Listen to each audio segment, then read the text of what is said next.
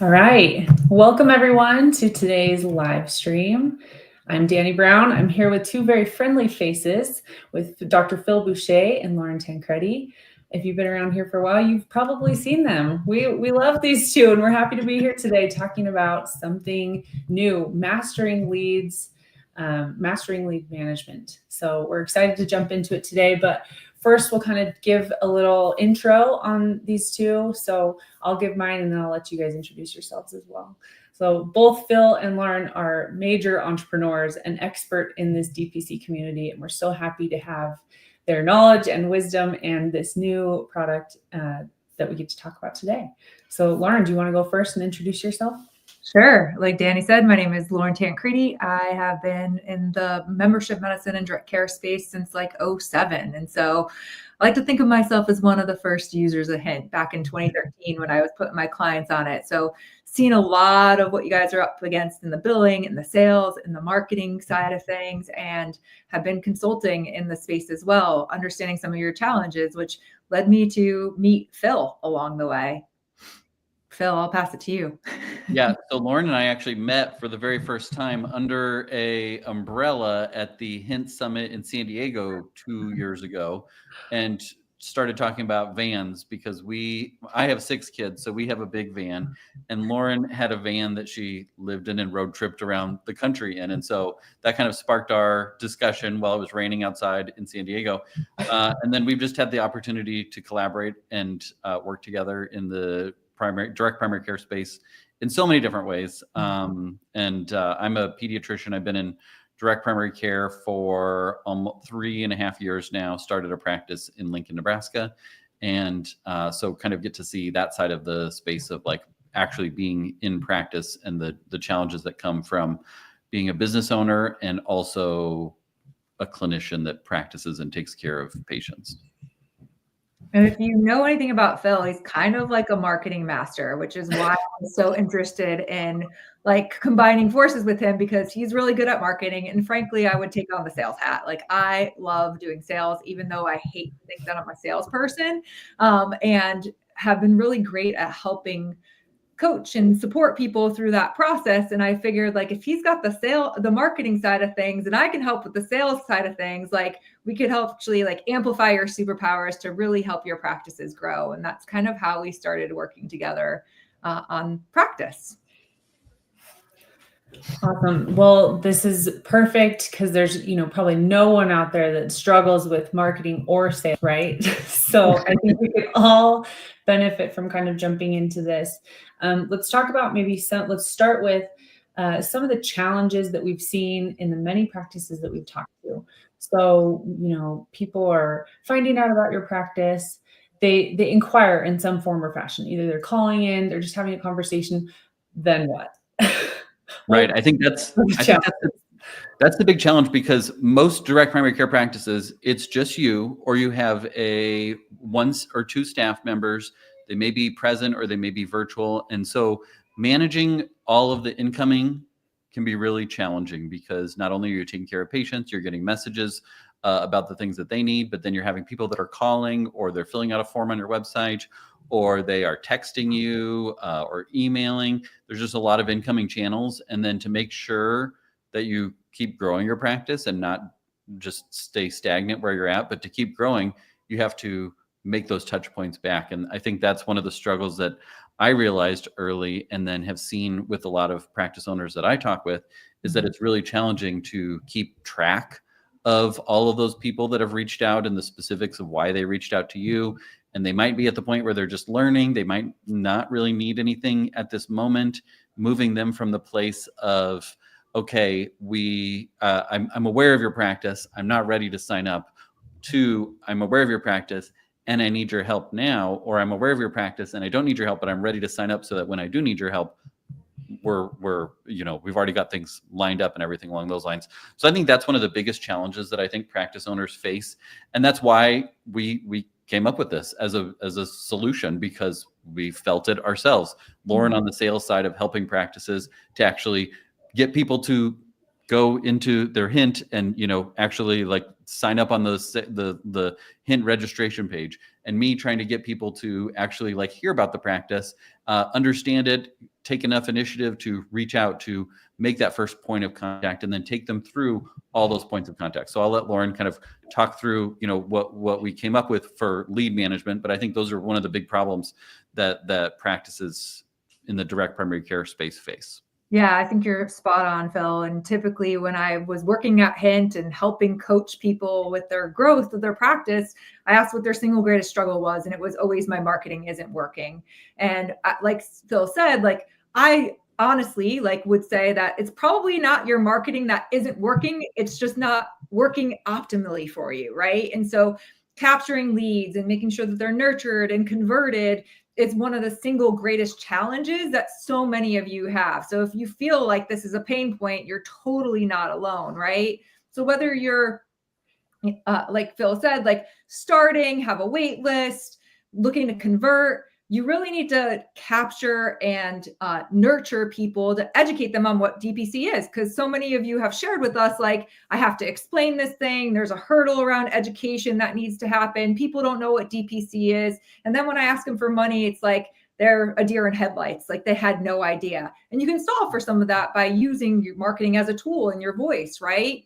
And then on top of it, you're probably busy and overwhelmed. Like, oh my gosh, I got to practice medicine and I've got to do this thing called sales and marketing. And so many of you have a form like this on your website. And then what typically happens with a lot of the practices, and I know because I've shopped many of your practices before, is this. They land up in the desert. There's nothing that happens, right? There's no automation that goes out. There's no booking link that happens. There's no callbacks. There's no text messages. And so you're collecting all this data, and somebody who needs an appointment with a clinician likely will need it in that moment. There's rare few of you that are going to get patients that are calling for like future needs. But when it comes to primary care specifically, it's like people don't think about it until they need it. And so if your response is this to them, we're in a little bit of problem, because what's going to happen is they're going to go to the next best thing, right? And so, Phil, I don't want to talk about. Oops, I'm supposed to skip that one. One of the things that I wanted to add too is that in direct primary care, it's such a unique market because, well, for one, it's against the grain of what they're used to. They usually just go to their insurance website, they put in their zip code, they find a doctor that's listed as part of their insurance network, and then they pick that one, and then they call and say, okay, you'll be my doctor, right? And they'll say, yeah, we'll be your doctor. Just let us know when you need something. In direct primary care, the onus is on us to make sure that we're getting out there in front of our future potential patients, and then also to get them to take an interest when they don't need us. Because if they have a sore throat or a broken arm, they're going to go to the place of least resistance, which is probably urgent care or where they've been going. We need to get them, when they don't necessarily need us, to start hearing about us and learn about our practice, because it's different than what they're used to. It requires us to put a little bit of time between when they come in for their first visit and when they start learning about direct primary care. Right. So that way, if you have emails or messages that are going out to them and they have that thing that you just talked about happening, right?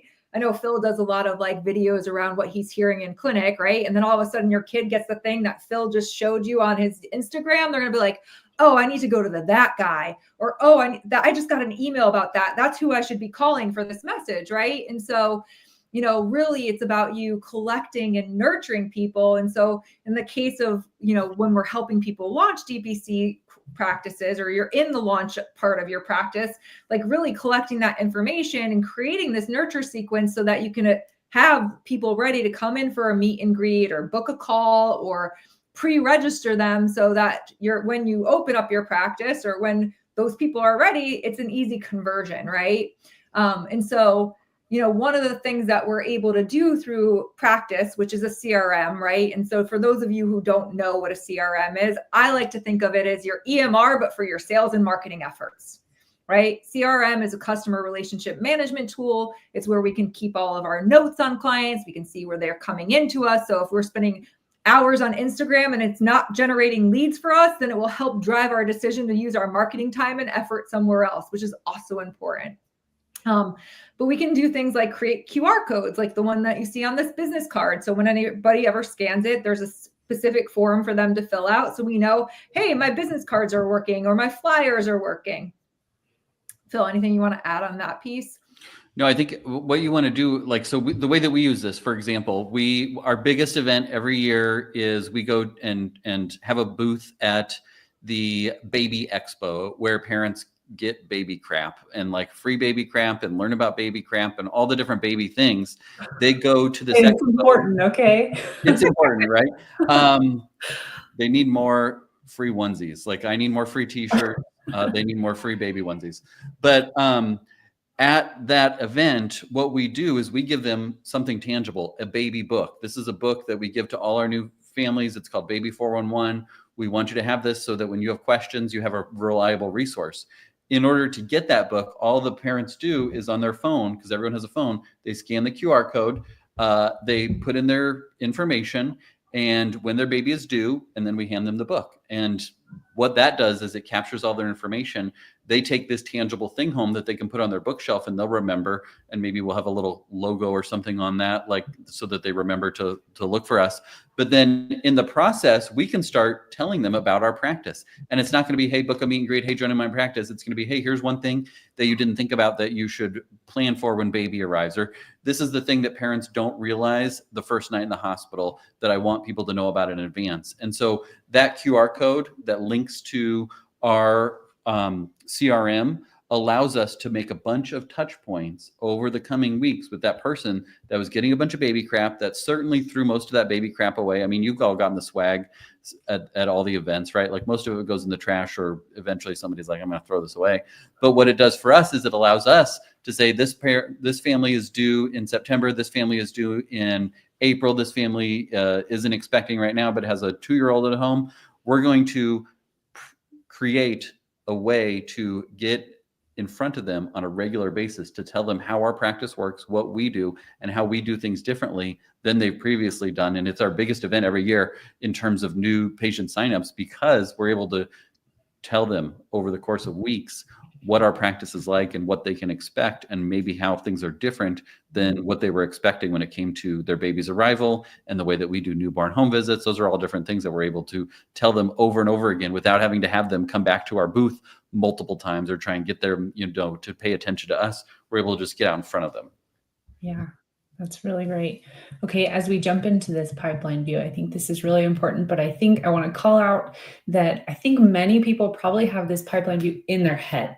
Right. They're probably like, okay, I know I talked to this person and then I send them a follow-up email, but I think that's what we're really trying to do here, and making your life easier. So, managing all these people before they become patients is really important, as we've already talked about, but putting them into this pipeline view and being able to kind of tag things, that's what we're really going to dive into, and how it's going to help make your life easier. Yeah.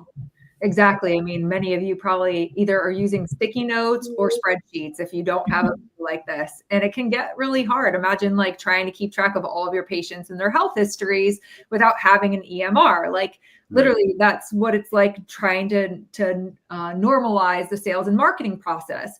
And so the pipeline view really helps us understand like where we are in the various conversations with these potential prospects. Now, going back to that first slide that I showed you, where it's like my marketing's not working, this is what we work as salespeople. Like, this is where we're saying, okay, these are where the people are that I'm in conversation with that I need to move further along the pipeline, because the whole premise of the pipeline, if you think of a funnel, right, is the more close they get to the end, the easier it's going to be for them to convert, because we're further in our conversations. Now, again, when I was thinking about the secret shopping thing, like so many of you I called, I didn't get a name, you didn't ask for my phone number, you didn't ask how I heard about you, and none of you followed up. None of you. Okay. And most of the sales is done in the follow-up, unless I have an immediate need and I'm ready to come in and the social proof is there, which is sometimes the case. Like sometimes there's a conversion in that regard, but oftentimes for my team, and I've been selling now for almost since 2007. So however long that's been, a long time, almost 20 years. Oh God, help me. And, like a lot of our stuff comes from multiple touch points, and sometimes between 5 and 12 touch points. And so we can see where we are in conversation with the people based upon this pipeline here. And so for those of you who are managing a team and have people that are able to support you, like I can say, hey, Sally, it looks like we've got all these people that booked a meet and greet. They've come in and they've talked to you. Like, why haven't we moved them out of that? Like, why haven't they moved into a conversion, or what do we need to do to follow up here? And so now all of a sudden we're having a system that helps us work more towards our outcome than versus like, I need to do more marketing, because essentially what you're doing then is putting leads into a bucket with a hole at the bottom of it, because they're not getting worked at the end of the day. I think for me as a practice owner, and like, I mean, I use this every day in my practice, and still sometimes I'll be like, how did I hear about that patient, or where did that patient find me, or somebody mentioned that they, you know, go to the dog park, and then I'm trying to like look through our old messages to figure out who I had talked about and who had done a meet and greet and all those sorts of things. It's just tough in the midst of a busy clinical day and business ownership to keep track of all these things. So for me, I'm able to say to my team, hey, let's go work some of these leads. And for me, when I have time, I can go in and work those leads myself and say, hey, I know that we had talked about scheduling an autism evaluation. Is that something that you're ready to move forward on? Or I know that your baby is due soon, and when we had talked before, you had some questions, or you're going to check with your spouse and see if we were the right fit for you guys. What's the status now? We can have those touch points without having to keep them all up here in our cloud, trying to remember them all, so that when you have time, you can dedicate time towards that. Right. I had talked to a clinic who was a previous client of mine the other day, and they're like, Lauren, how do we do more marketing? And I said, how are you working the follow-up on your sales, like on the people that are coming in? Because this is the piece that is often missed. And if we're here to have this like really bird's eye view, and as I click into each one of these cards, what will happen is we can see like those notes and where they came from and all the things that Phil and I just alluded to.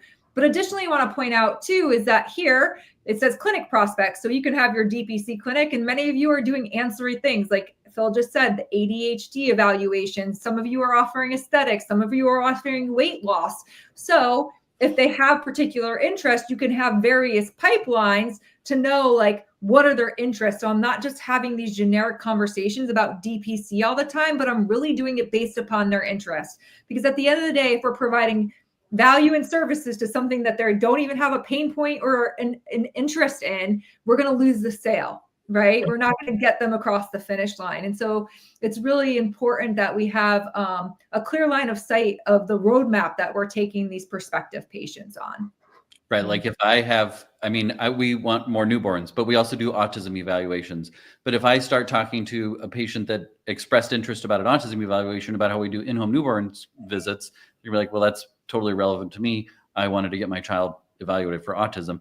And so it helps to just be able to categorize those things and put those people in the appropriate bucket, so we can talk about that to them, what's relevant to them, and not tell the parents of newborns about an autism evaluation or something along those lines.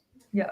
So just taking a step back for those of you that are following us here, these forms are customized to each one of those pipelines. You can have a different one in every single one of your web pages. So your ADHD page or your weight loss page or whatever it is has a form that then leads you into a pipeline that looks like this, right? And you can customize the stages in it. That then takes us into what Phil was just saying, automation, right? Where we're doing the education and the nurturing, and the emails are going out, and potentially text messages are being sent. So that way it's like, you're getting the system to work for you and move them along those pipeline stages, the same time that you're doing some manual efforts as well. And so, the whole reason that we built this, and we've customized some of the templates for you as well as the workflows for you, so that, we're taking our years of experience and saying, okay, how do I put this into practice and just add my unique value propositions in, that this stuff is going to work on your behalf to a regard. There's still going to be like this element of personal touch that you want to add to it, because after all, this is the level of service that you're delivering in direct primary care.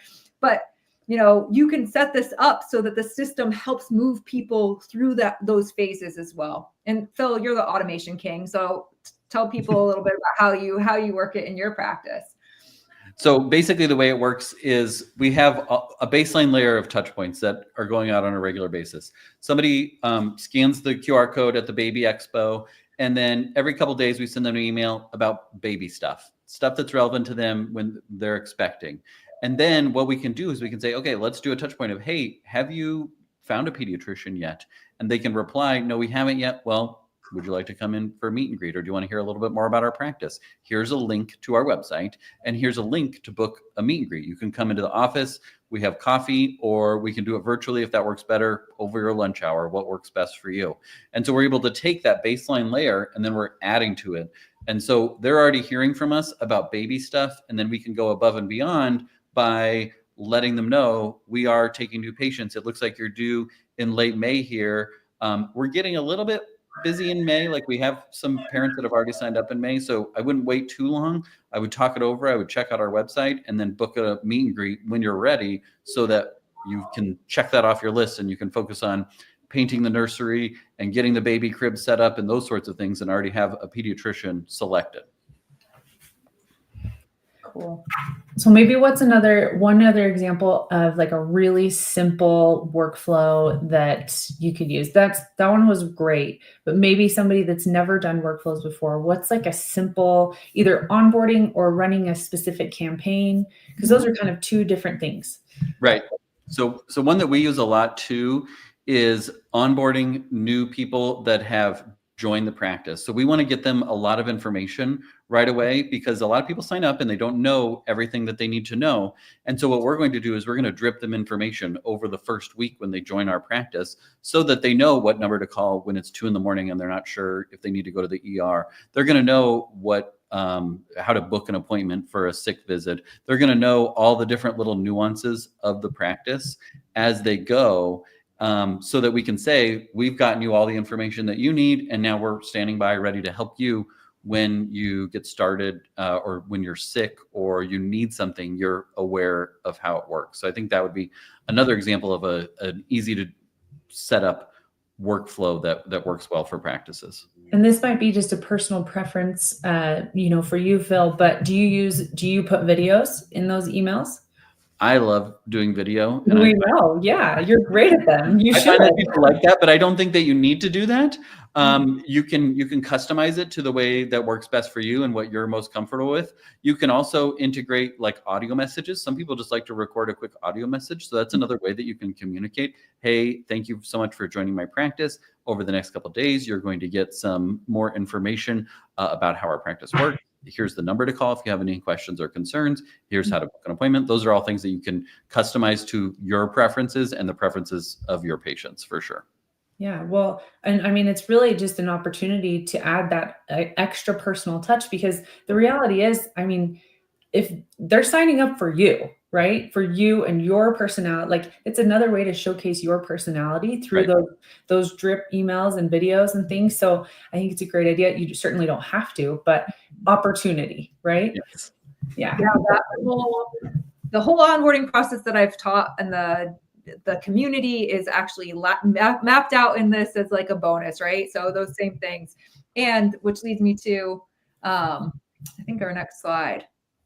Right? The meet and greets, right? So there is a calendar in here that if people are scheduling with you as a meet and greet, personally, I like to advise my consulting clients, as well as all of you, like, keep your prospective patients outside of your EMR from a scheduling perspective, right? So that you're not kind of cluttering with people that aren't your patients. And so whether it's you yourself as the clinician that's seeing the patients prospectively beforehand, or it's somebody on your team, you can have a calendar that replaces kind of a Calendly or Acuity that can book those meetings for you. And using that automation that I just showed you on the last screen, but Phil was alluding to, is like, they can send out their reminders the same way that you get them from Zoom, and probably got them for this webinar, right? When you registered, where you get a text message and an email reminder, so that people are showing up for your meet and greets and you're not kind of taking time off of your calendar. The beautiful thing about the system too is it integrates with Gmail. So if you have time, it will check for conflict. So if you've got a patient booked and you're, Hint EMR clinical, and that's synced up with your Gmail, it's not going to take that time off of your calendar as well. So it's a nice way to make sure that you've got time and space for both your patient care and your marketing efforts, if you wanted to, in the back end of the system.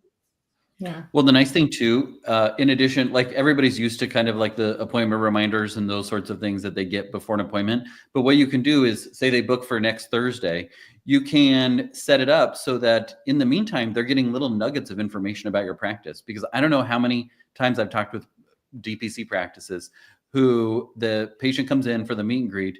They get halfway through, they spend all this time talking about their practice, and then they're like, what insurance do you take? And it's like, did you read the website? It was like, yeah, I read your website. Did you read the FAQ? Yeah, I read the FAQ. Did you read about insurance? Yeah, I read about insurance. But do you take my insurance? It's like, well, we probably didn't need to get this far into our relationship before learning that information. And so what you can do over the days preceding their actual meet and greet is give them little nuggets of information. Hey, here's how our clinic worked. Hey, here's a picture of me. Looking forward to seeing you. Here's a couple of different things about our clinic that you should know. And then the magic words that you get to hear at the meet and greet are, I know everything about your practice. I just wanted to come in and meet and see your space. I already know exactly how your practice works, and it works perfect for what I'm looking for. I love that you do this, this, and this, instead of, wait, you don't take insurance? What are we doing here? Which is a common thing that I hear when one spouse looks to the other and is like, why are we even here? They don't take our insurance. Like, you get to avoid all of that. Yeah.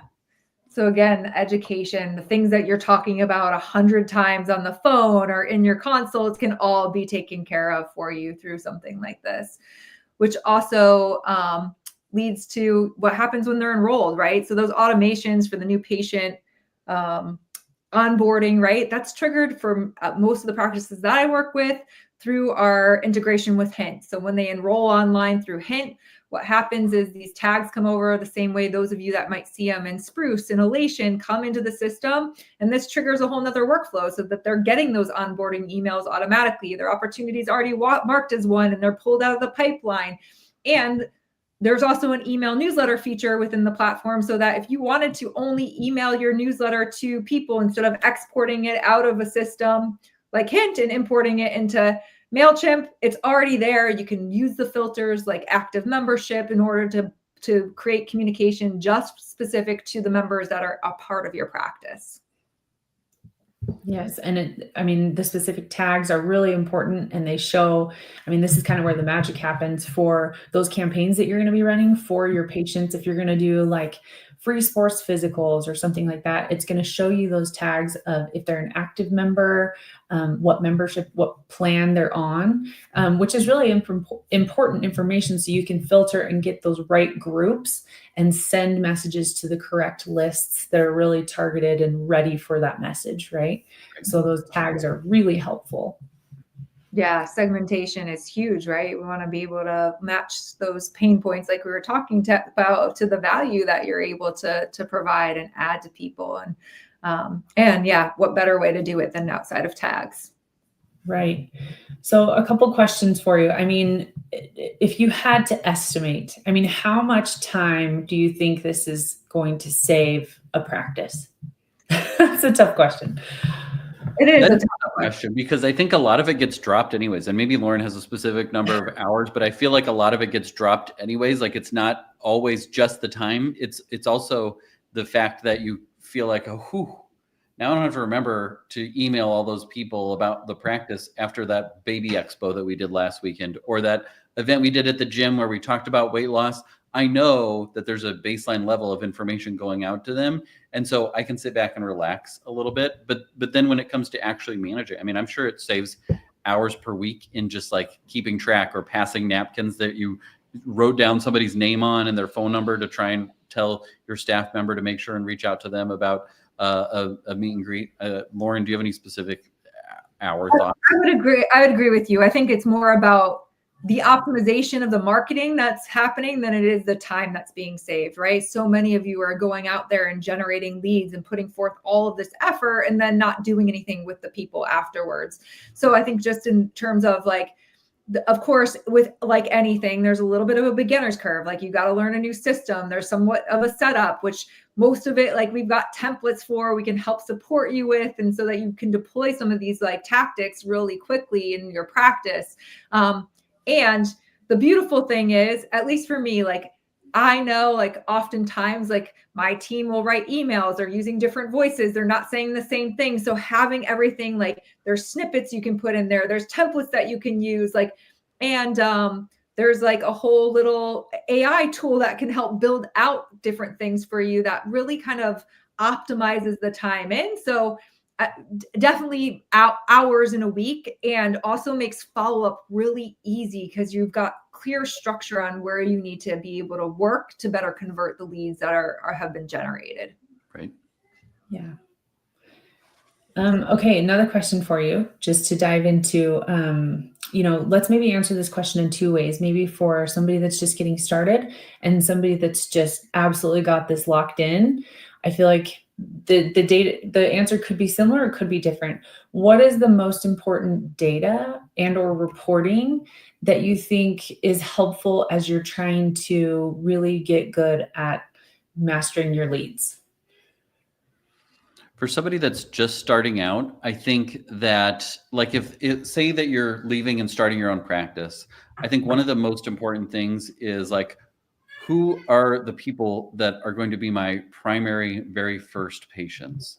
And if I can take their information, get their information, and connect with them about my practice as I'm getting started, those are going to be the easiest to convert because they already know me. They already are familiar with me. And it's more, how can I tell them about my practice in their very limited, short attention spans? Well, it's over text message, or it's over repeated emails and reminders that, like, hey, my last day is such and such. I'm leaving the practice. I need you to I want you to not have, this discontinuity. I want there to be continuity of care. And so now is the time to go in, to click this button, to go straight to the Hint registration page, get your information put in, so that when we open, your information is already here. This is how the practice works, all of those sorts of things. I think that would be some good data to, like, how many people are we actually converting, and who still needs follow-up? Who have we reached out to that signed up? Who has not been opening their emails? All of that stuff can be really nicely fine-tuned to know who needs another checkpoint